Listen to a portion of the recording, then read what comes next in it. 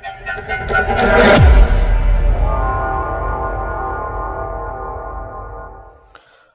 Friends, welcome to our YouTube channel. आज हम discuss करने वाले हैं एससीपी एनालिस्ट। जिसने भी मेरी पहली वीडियो नहीं देखी है, जैसे SWOT analysis, pestel analysis, porter 5 force model, BCG matrix analysis, पहले आप उन्हें देखें, जो आपको हेल्प करेगी इंडस्ट्री एनालिसिस को समझने में, प्रोडक्ट के एनालिसिस को समझने में, बिजनेस कैसे एनालाइज किया जाता है उसको समझने में। जो भी शेयर मार्केट के में रुचि रखता है वो मेरे चैनल को सब्सक्राइब करें, जिससे आपको लेटेस्ट वीडियो मिलती रहे, आपको समझता रहे। और आज हम एक इम्पॉर्टेंट टॉपिक पर डिस्कस करने वाले हैं, जिसका है एससी एनालिस्ट क्या होता है। Let's start. एससीपी एनालिस्ट मतलब, एस का मतलब स्ट्रक्चर, सी का मतलब कंडक्ट, पी का मतलब performance. Structure, conduct, performance analyst. अब हम इन्हें ब्रीफली समझते हैं स्ट्रक्चर क्या होता है। पहले स्ट्रक्चर एनालिस्ट मतलब कोई भी ढांचा, मतलब कोई भी एक तरीके का ढांचा तैयार करना। जैसे हम कोई प्लानिंग कर रहे हैं कि हम इस इंडस्ट्री को समझने में, जैसे देखो पहले कुछ पॉइंट्स पढ़ते हैं, फिर इन्हें समझते हैं क्या क्या कहना चाहता है। स्ट्रक्चर एनालिस्ट क्या होता है? How many player exit in the industry, कितने प्लेयर हैं जो उस इंडस्ट्री में काम कर रहे हैं, ठीक है। Is there domination of the few player in this industry, या कुछ अच्छे हैं कुछ बुरे हैं, डोमिनेशन प्लेयर्स हैं, कुछ नीचे हैं कुछ ऊपर हैं, डोमिनेंस प्लेयर कौन से हैं। And how is a business cater between organize and organize player, कि उनके प्लेयर्स के बीच में उनका बिजनेस कैसा है आपस में। मतलब कुछ ऑर्गेनाइज प्लेयर हैं, कुछ ऑर्गेनाइज मेथड से काम करते हैं, कुछ एक पूरा प्रॉपर मेथड है, उनका प्रॉपर तरीका है कि काम करने का, कुछ अलग तरीके, उनका कोई मेथड नहीं है, कुछ उनका कोई मैनेजमेंट टीम नहीं है, प्रॉपर मैनेजमेंट टीम नहीं है, जो उनको काम करने के तरीके हैं, जो उनके बिजनेस के काम करने के तरीके वो नहीं है, उसको भी एक पता लगता है। And are there are threat of substitute product, are there are any substitute product, मतलब कि कोई उस, जैसे मैं कोई प्रोडक्ट बना रहा हूँ, मेरा भी कोई प्रोडक्ट है। जैसे मैं फॉर एग्जांपल, मैं आपको एक एग्जांपल देता हूँ छोटा सा। जैसे मेरा एक कैमरा है, कोटक कैमरा एक है, और उस कोटक कैमरे में उसके बाद उसका एक सब्स्टिट्यूट आ जाता है। मैंने कोई इनोवेशन नहीं करा, मैंने कोई उसमें इंप्रूवमेंट नहीं करी, मैंने उस प्रोडक्ट में चेंज नहीं करी, पर उस प्रोडक्ट का कोई इनोवेशन आ जाता है टेक्नोलॉजीज के एडवांस टेक्नोलॉजीज के द्वारा, जिसके जैसे मोबाइल्स में भी कैमरा लग जाता है। वो क्या है? सब्स्टिट्यूट हो गया। मतलब कैमरा का सब्स्टिट्यूट क्या होगा? मोबाइल फोन का कैमरा, वो सब्स्टिट्यूट हो गया, वो सब्स्टिट्यूट प्रोडक्ट बन गया। इसका कोई, अगर जो मैं प्रोडक्ट बनाना चाह रहा हूँ उसका कोई सब्स्टिट्यूट तो नहीं है, मेरा जैसा कोई और प्रोडक्ट दूसरा बंदा तो नहीं बना रहा, और उसके अंदर मल्टीपल सर्विसेज तो नहीं है, या उसमें कुछ ऐसी खास बात नहीं जो कस्टमर को पसंद आ जाए। वो कहता है any are there any substitute product, ये भी हमें एनालाइज करना पड़ता है। How are equation between supplier buyer, कि सप्लायर मतलब बेचने वाले और खरीदने वाले की इक्वेशन कैसी है। क्या मेरा प्रोडक्ट, अगर मान लो मेरा प्रोडक्ट अगर मार्केट में जाता है, लॉन्च होता है, और वो बायर के बीच में कैसा सब्स्टिट्यूट बनता है, कि खरीदने वाला जो है वो किस तरीके से मेरे प्रोडक्ट को समझे, क्या वो उसके लिए यूज़फुल है, क्या वो यूज़फुल नहीं है, क्या उसका वेस्ट ऑफ मनी तो नहीं है, ये सब समझना पड़ेगा। क्या सप्लायर वो प्रोडक्ट बेचेगा जो मेरा प्रोडक्ट है, क्या वो समझ पाएगा कि मैं क्या सर्विस देना चाहता हूँ, ये सब एनालाइज करना पड़ेगा।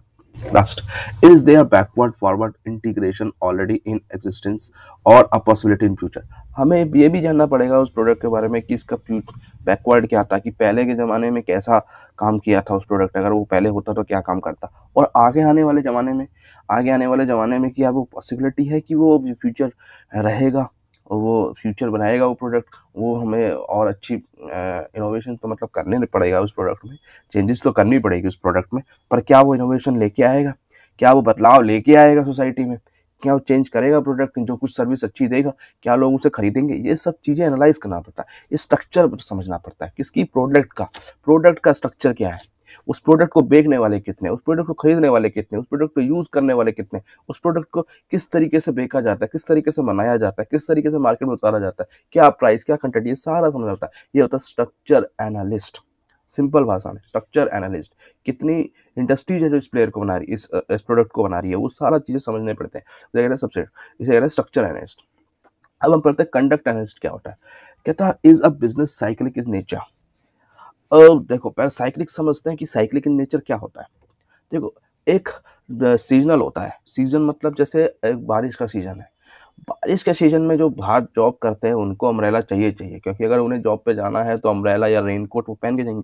ये क्या सा प्रोडक्ट है? सीजनल प्रोडक्ट है, इसे सीजनल बिजनेस भी कहा जाता है, सीजनल बिजनेस है। बट एक होता है FMCG, और या फार्मा मतलब दवाई मेडिसिन वाले, जिनको बीमारी है या जिनको जैसे कोई ज़्यादा है बीमारी है, वो दवाई लेगा।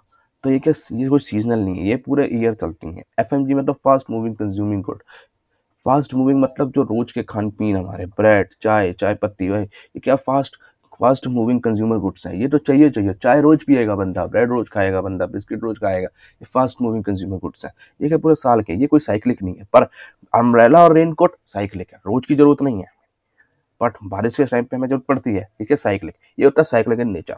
अब इसने कहा है, सेकंड पॉइंट है, इफ बिजनेस साइक्लिकल, अगर बिजनेस साइकिलर है, साइक्लिक साइक्लिकल है, तो what are the factor affecting the business, क्या फैक्टर अफेक्ट करेंगे बिजनेस, क्या उसकी कमोडिटी प्राइस को अफेक्ट करेंगे। कमोडिटी प्राइस क्या होती है, कमोडिटी प्राइस होता है गोल्ड, सिल्वर, डायमंड, ये कमोडिटी प्राइस है, क्या इसको अफेक्ट करेंगे, ये समझना पड़ेगा भाई।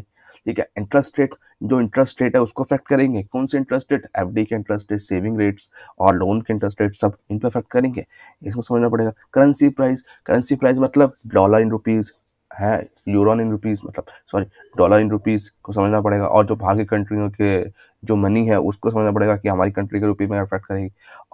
और सम अदर ग्लोबल फैक्टर या कुछ अलग ग्लोबल फैक्टर उसको अफेक्ट करेगी, ये समझना पड़ेगा। किसमें, कंडक्ट में। थर्ड पॉइंट समझते हैं, is it is a highly specialised business which required skilled labour और it is a low skilled based industry.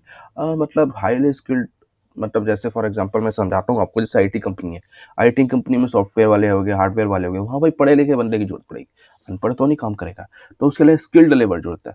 But और कोई ऐसी जगह काम करना है जहाँ भाई इधर इधर का सामान उधर रखना है, इधर का सामान उधर रखना है, उसके लिए स्किल्ड लेबर की जरूरत है नहीं, उसके लिए अनस्किल्ड लेबर की जरूरत है। स्किल्ड मतलब पढ़ा लिखा, अनस्किल्ड मतलब अनपढ़, सिंपली समझ, स्किल्ड मतलब पढ़ा लिखा और अनस्किल्ड मतलब अनपढ़।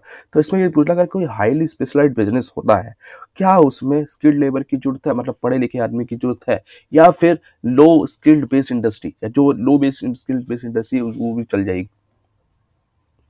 मतलब कि पढ़े, इसे भी हमें समझना पड़ेगा कि भाई साहब कितने हम इसमें पढ़े लिखे हैं, किस तरीके के बंदे रहते हैं, कितने पढ़ के बंदे क्या क्या काम करते हैं, ये भी हमें समझना पड़ेगा। कितने लोग अनपढ़ हैं जो इसमें ये काम करते हैं, क्या क्या काम करते हैं, ये समझना पड़ेगा। इंडस्ट्री को समझने के लिए पूरी तरह से, मतलब चारों एंगल से हमें समझना पड़ता है इंडस्ट्रीज को, कि इंडस्ट्री में किस तरीके के लोग हैं, किस तरीके से मैनेज किया जाए, किस किस का काम कैसे किया जाए, कौन काम किस तरीके से, किस तरीके के आइडियाज लेके जाए, क्या बिजनेस मॉडल होता है, सब हमें थोड़ा समझना पड़ता है। इंडस्ट्री में ये सारा बड़ा मेन है कि इन चीज़ों को समझना पड़ता है।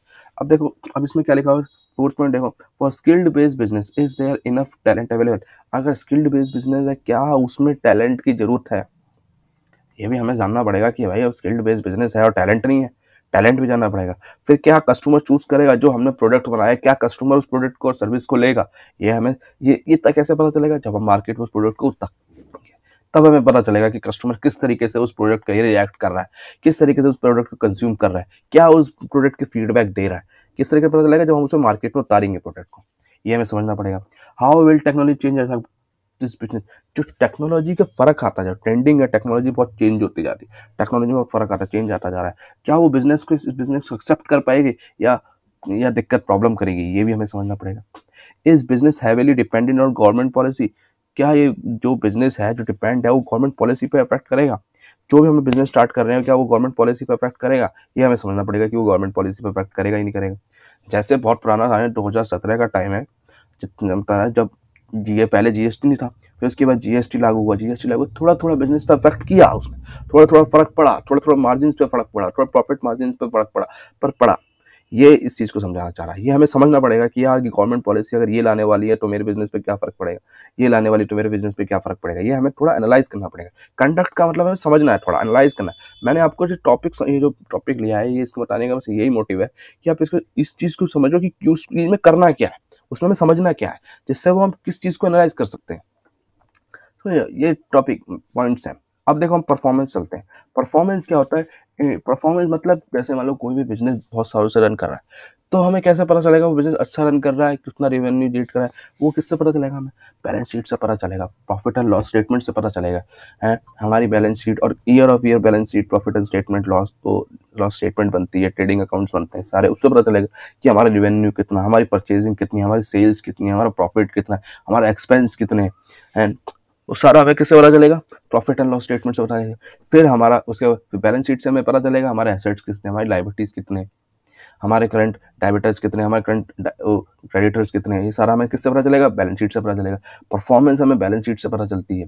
पोजीशन हमें प्रॉफिट एंड लॉस स्टेटमेंट से पता चलती है। हमारी परफॉर्मेंस बैलेंस शीट से पता चलती है। फिर उसके बाद हम अगर हमें बिजनेस अच्छा लग रहा है तो हम इन्वेस्ट करने की सोच रहे हैं, तो हमें कुछ रेशियोज निकालनी पड़ेंगी।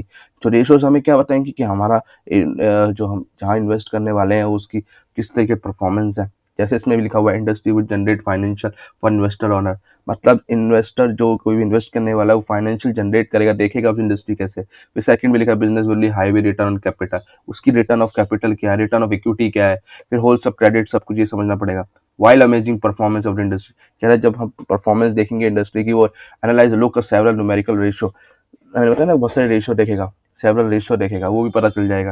विच chart app with a great detail in unit on the quantitative analysis, मतलब हमें नंबर वाइज नंबर समझना पड़ेगा, नंबर वे में समझना पड़ेगा किस तरीके से बिजनेस ने एनालाइज किया, कहाँ से कहाँ तक पहुंचा, कितना रेवेन्यू लाया, कितना टाइम से काम करा, आगे कितनी ग्रोथ है, ये सब समझना पड़ेगा। ये क्या परफॉर्मेंस एनालिस्ट है। मैंने आपको तीनों बता दिया, स्ट्रक्चर, कंडक्ट, परफॉर्मेंस, ये तीन ही है, इन चीज़ों एनालाइज करना पड़ता है। Thank you. अगर मेरे को आपको मेरी वीडियो समझ में आए, अगर कोई भी इशू हो, कोई भी प्रॉब्लम हो अगर, तो आपको मेरे कमेंट करके बता सकते हैं। Thank you.